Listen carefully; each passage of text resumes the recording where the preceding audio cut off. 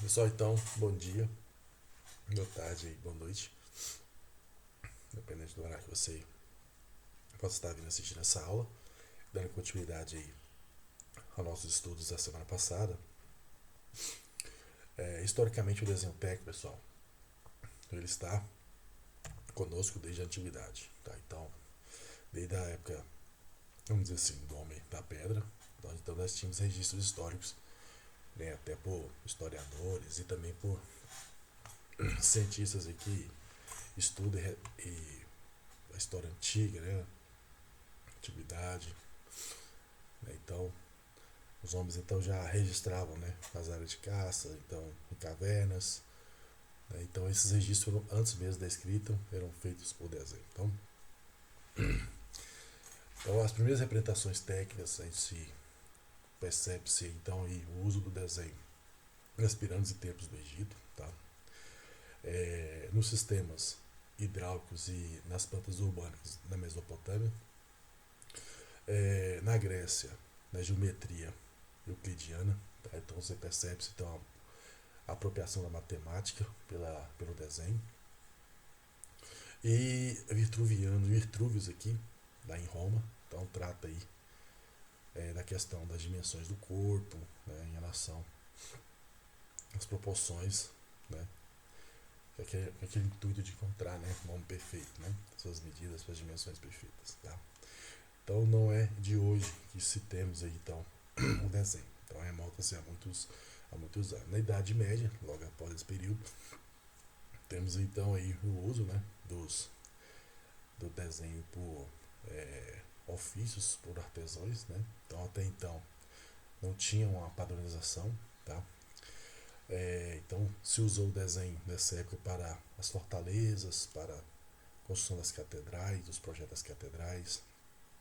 O conhecimento até então ele era passado por meio oral, tá?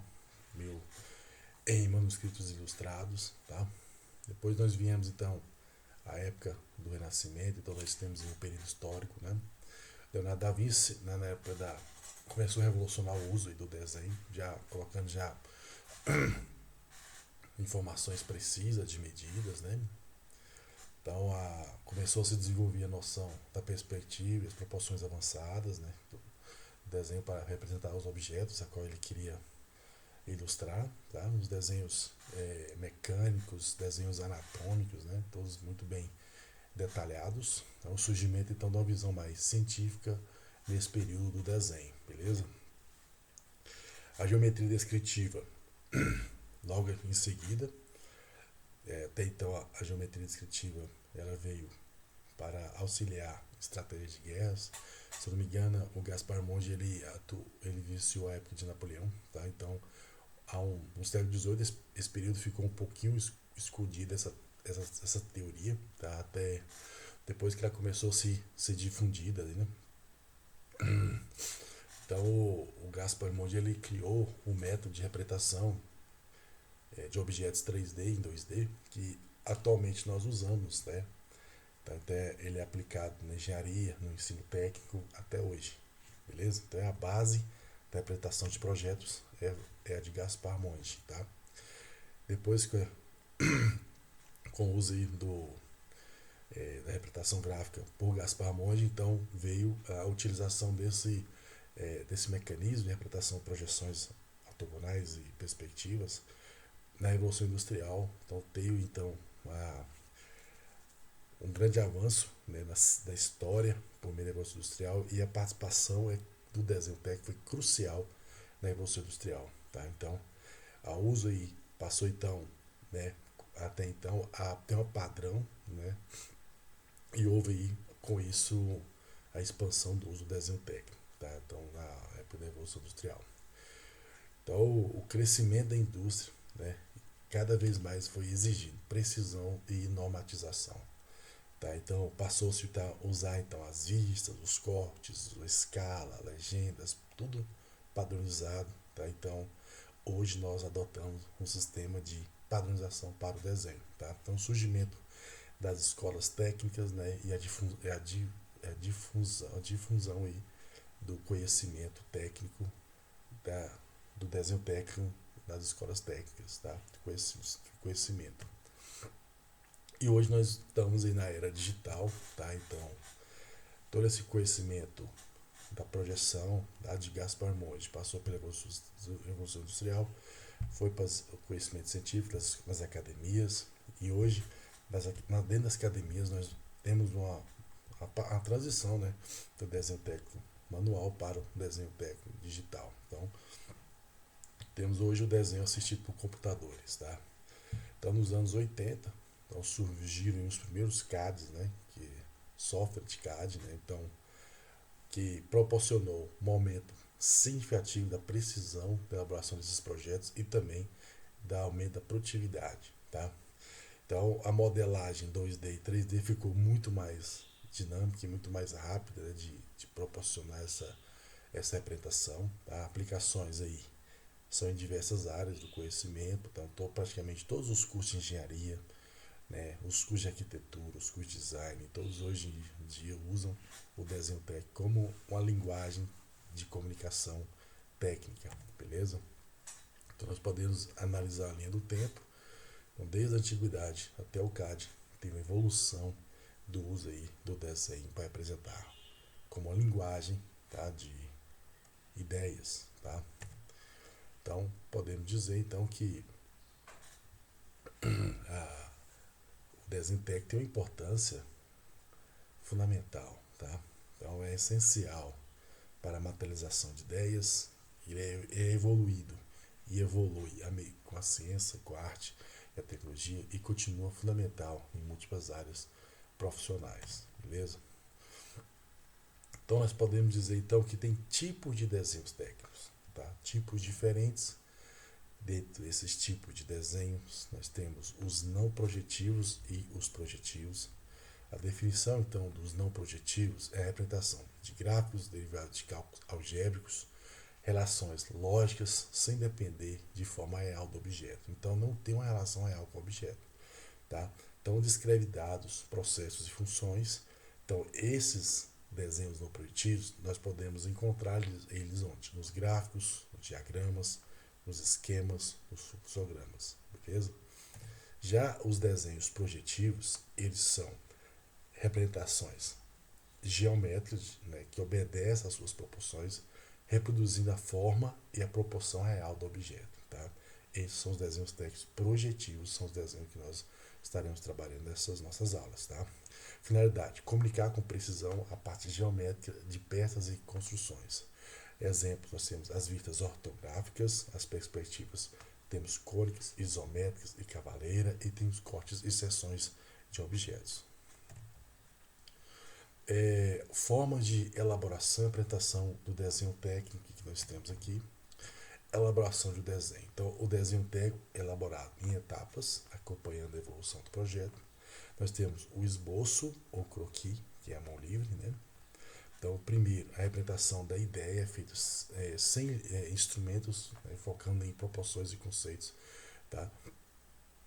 Permite a liberdade e a criatividade na concepção. Então, a parte inicial de uma ideia, você vai esboçar ela à mão livre, sem preocupar em até então, né, com as regras, né, de representação gráfica. Tá? Depois, na etapa 2, o desenho preliminar, já ele é mais detalhado, né? Geralmente você pode fazer ele em um computador, então você pega o seu esboço que você fez manual, passa para o computador. Ele serve para estudo, análise, né? Ou seja, então na fase de anteprojeto é a fase a qual você leva essa ideia, esse projeto, para ser avaliado, ser apreciado por pares, né?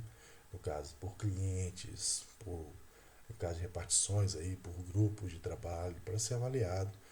Com isso, receber os ajustes antes da sua finalização. Depois dessa etapa, então, vem a etapa 3, que é o desenho definitivo, tá? Onde a qual esse desenho, por tese, ele já está, a ideia está finalizada, então você vai só padronizar o seu projeto de acordo com a norma e a apresentação final, que é a parte da formalidade, deixando tudo de acordo com as ABNTs, que é as normas brasileiras, né, técnicas. Contém todas as informações para a execução do projeto, beleza? Então, a apresentação do desenho técnico segue a mesma lógica da elaboração. Então, procede a apresentação e a lógica de elaboração, acompanhando o avanço do projeto, desde o croquis, o ano do projeto, o desenho definitivo. Então, segue a mesma lógica. Tá? Então, na fase de croquis, você vai representar de forma simplificada, feita à mão livre.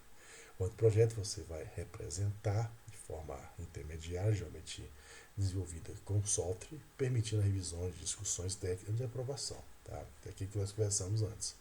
E o desenho definitivo, representação é oficial, já será um desenho normatizado, apresentando todas as dimensões, detalhes e especificações para execução.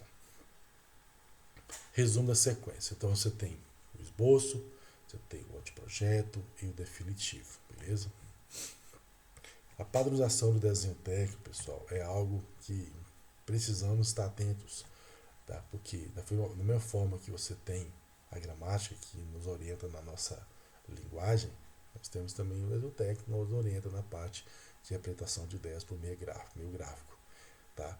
Então, por que padronizar o desenho técnico? Primeiro, as normas garantem que todos falem a mesma linguagem técnica, tá? Então, essa comunicação ela tem que ser o quê? Única. Ela tem que falar a mesma língua, tá? Para que todos se entendam, tá? Então, com isso, você vai evitar os erros interpretativos. Você vai assegurar a precisão do desenvolvimento e leitura dos projetos, tá? Organismos responsáveis. Temos os internacionais, que é as ISOs, e temos a ABNT, que é a Associação Brasileira de Normas Técnicas, que são adaptadas às diretivas da ISO, tá, ao contexto brasileiro, criando normas nacionais específicas. Ou seja, então, o Brasil ele se adapta às normas internacionais, assim como outros países, para que não só a linguagem nacional, mas ela universal ou mundial, ela seja mais ou menos igual. Tá?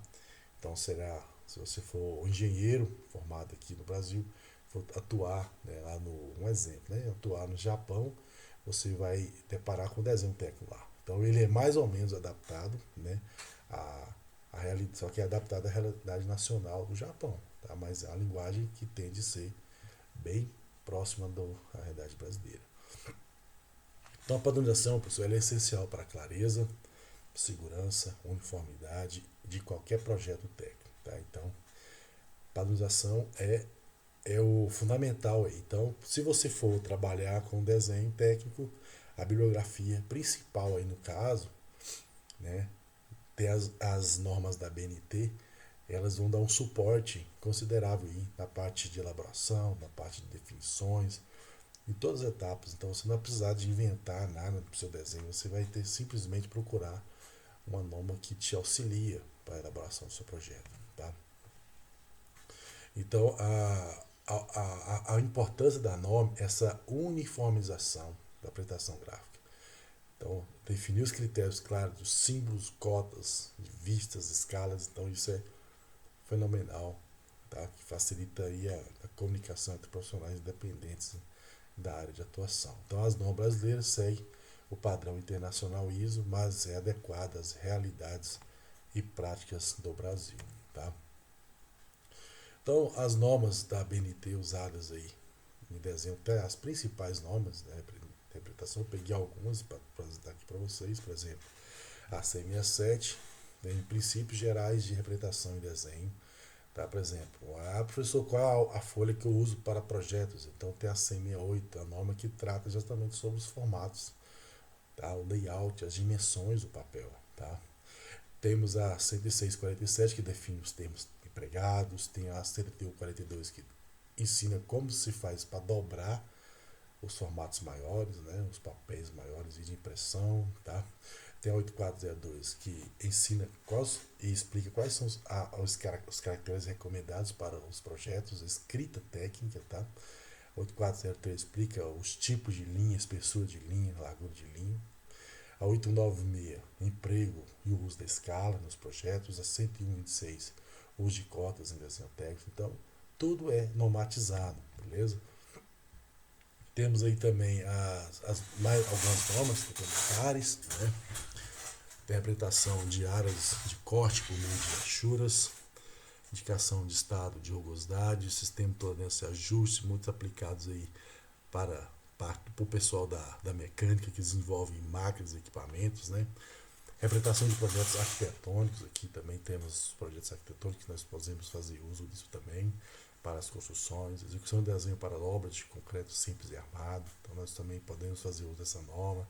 Representação de engrenagem de desenho técnico, também voltado mais para o pessoal da desenvolvimento de equipamentos e máquinas. Então as normas da BNT são alicerces para a organização, clareza, precisão em qualquer projeto técnico, facilitando o entendimento e execução correta do que foi projetado, beleza? Então é o que eu tenho para dizer hoje. Espero que vocês assistam esse vídeo para poder resolver lá os exercícios, né, que são mais relacionados à questão de frequência, né, por enquanto, mas em breve serão avaliados também quanto ao aprendizado. Tá? Até mais. Tchau, tchau.